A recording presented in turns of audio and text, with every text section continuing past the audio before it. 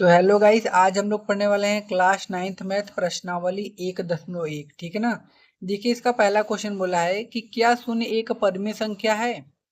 क्या इसे आप p बटे क्यू के रूप में लिख सकते हैं, जहां p और q पूर्णांक हो और q is not equal to zero, मतलब q का मान जीरो नहीं होना चाहिए। तो चलिए सबसे पहले हम समझते हैं कि ये परिमेय संख्या क्या होती है। ठीक है ना। तो देखिए, मैंने यहाँ पर लिखा है कि परिमेय संख्या क्या होती है। देखिए, परिमेय संख्या क्या होती है, वे संख्या है जिसे हम p बटे क्यू के रूप में लिख सकें। p बटे क्यू का मतलब कोनो भी संख्या अगर बट्टे में लिखते हो ना, वही होता है p बटे क्यू। ठीक है ना। तो p बटे क्यू के रूप में लिख सकिए। बट का मतलब लेकिन q is not equal to zero, मतलब जो नीचे का वैल्यू है वो जीरो के बराबर ना हो, उसे हम लोग क्या कहते हैं, परिमेय संख्या।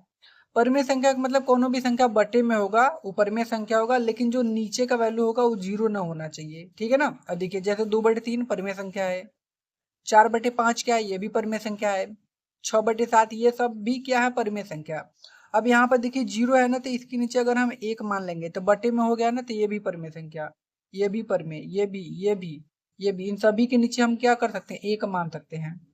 तो 0 1 2 3 4 5 ये सब भी क्या है, परिमेय संख्या। तो क्वेश्चन हमसे क्या पूछा था, क्वेश्चन हमसे पूछा था कि क्या जीरो परिमेय संख्या है, क्या इसे हम p बटे क्यू के रूप में लिख सकते हो। तो आप बोलोगे हाँ। आप क्या लिखोगे, हाँ। हाँ, जीरो एक परिमेय संख्या है, जीरो एक परिमेय संख्या है। ठीक है। और बोला था क्या आप इसे p बटे क्यू के रूप में लिख सकते हो, तो आप लिखोगे हाँ। हम इसे जीरो को क्या लिख सकते हैं, जीरो बटा के एक ना, हम इसे p बटे क्यू के रूप में लिख सकते हैं। बस यह लिख देना है आपको, लिख सकते हैं, कौन दिक्कत है यहाँ तक। ठीक है ना। हम इसे p बटे क्यू के रूप में लिख सकते हैं। ठीक, ये हो गया हम लोगों का पहला क्वेश्चन। अब हम लोग चलते हैं अपने दूसरे क्वेश्चन पर, देखते हैं दूसरा क्वेश्चन क्या बोला है। देखिए, दूसरा क्वेश्चन बोला है कि 3 और 4 के बीच 6 परिमेय संख्या ज्ञात कीजिए, मतलब 3 और 4 के बीच हमको 6 परिमेय संख्या ज्ञात करनी है। तो चलिए हम लोग स्टार्ट करते हैं। तो देखिए, ये क्वेश्चन नंबर कौन सा है, क्वेश्चन नंबर 2 है आपका। क्वेश्चन नंबर 2 बोला है कि 3 और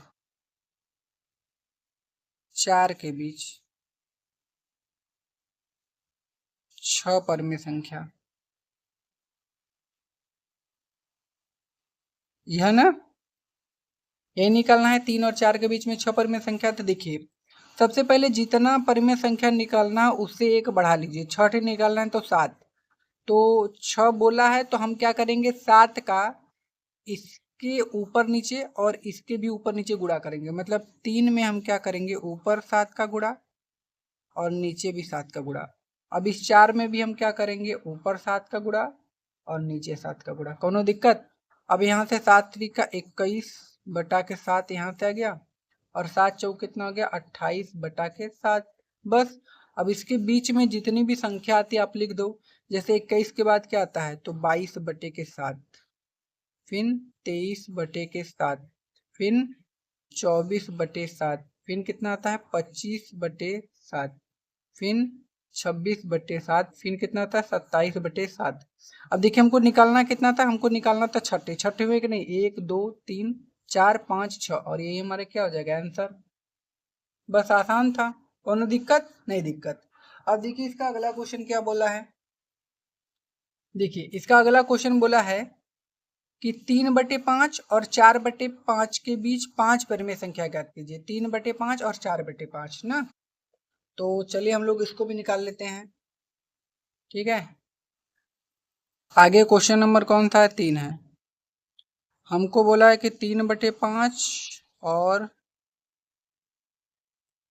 4/5 के बीच कितनी संख्या निकालनी है भाई, कितनी संख्या बोला था, 5 थे ना। के बीच 5 परिमेय संख्या, 5 परिमेय संख्या ये हमको निकालना है। ठीक है ना। तो आसान है, 5 ठे निकालना है ना, तो हम एक बढ़ा के लेंगे, 6 ठे। 6 का हम क्या करेंगे, इसके ऊपर और नीचे गुणा, जो संख्या दिया रहेगा। तो इसमें भी 6 का गुणा, इसमें भी 6 का गुणा, यहाँ हो जाएगा। और ये 4/5 है ना, तो इसमें भी आप 6 का गुणा कर दो और नीचे भी 6 का गुणा, कौन दिक्कत। अब देखिए 6 का 18 और 6 पंजे 30, यहाँ 6 चौका 24 और 6 पंजे 30। अब इसके बीच में जितनी संख्या आती है लिख लो। 18 के बाद 19 बटा के 30, फिर 20 बटा के 30, फिर 21 बटा के 30, फिर 22 बटा के 30, फिर कितना हो जाएगा 23 बटा के 30। अब इसके बाद 24 आ जाएगा। तो हमको कितना बोला था, 5 बोला था ना। तो देखिए 1 2 3 4 5, यही हमारा क्या हो जाएगा आंसर। कौन दिक्कत परेशानी भाई। नहीं, आसान क्वेश्चन, इसमें कैसा दिक्कत हो ही सकता है। अब अगला देखिए, अगला क्या बोला है कि अगला नीचे दिए गए कथन सत्य है या असत्य, कारण के साथ उत्तर दीजिए। तो अब देखिए पहला क्वेश्चन बोला है कि प्रत्येक प्राकृतिक संख्या एक पूर्ण संख्या होती है। तो सबसे पहले आप जानो कि प्राकृतिक संख्या क्या होती है, पूर्ण संख्या क्या होती है। देखिए जो प्राकृतिक संख्या होती है ना, प्राकृतिक संख्या ना, ई का होती है, ई भैया होता है 1 से स्टार्ट, आपका 1 2 3 4 ऐसे ना, 1 से स्टार्ट। और जो पूर्ण संख्या होती है वो कहाँ से स्टार्ट होता है, 0 से। 0 1 2 3 4। अब मुझे एक बात बताना तुम लोग कि आप देख रहे हो कि हई जो पूर्ण संख्या है इसमें हई पूरा प्राकृतिक संख्या आ जा रहा है कि नहीं, आ जा रहा है ना। तो बस यही हमारा सत्य होगा। तो ये हमारा कथन का होगा, सत्य होगा। क्यों, क्योंकि पूर्ण संख्याओं के समूह में ये आपका जो पूरा प्राकृतिक संख्या है ना वो आ जा रहा है। तो आप क्या लिखोगे कि ये सत्य है हमारा कथन। तो आप क्या लिखोगे, सत्य। तो यहाँ पे क्या लिख दोगे, सत्य। यहाँ पर लिख देना सत्य, ऐसे, ठीक है ना। अब अगला, अगला प्रत्येक पूर्णांक एक पूर्ण संख्या होती है। मतलब हमको बताने की प्रत्येक पूर्णांक एक पूर्ण संख्या होती है। तो भाई यह सत्य है। कैसे, देखिए पहले बात तो समझिए कि पूर्णांक क्या होता है और पूर्ण क्या होता है। तो पूर्णांक का मतलब ना जिसमें प्लस और माइनस दोनों की संख्या आ जाए। कहने का मतलब -3 -2 -1 0 1 2 3, मतलब प्लस और माइनस दोनों वाली संख्या आएगा पूर्णांक में। और जो पूर्ण संख्या होता है ना, पूर्ण संख्या इसमें खाली 0 1 2 3 4। अब मुझे बताना पूर्ण संख्या में तो 0 1 2 3 4 आ जा रहा है, लेकिन क्या ई सब आ जा रहा है, माइनस वाली संख्या इसमें आ रही है। तो नहीं आ रही है ना। तो ई का हो गया कथन असत्य हो गया। अगर ये -1 -2 -3 वाला भी आता तब सत्य होता, लेकिन ये वाला नहीं आया ना, तो क्या हो गया, असत्य। ठीक है ना।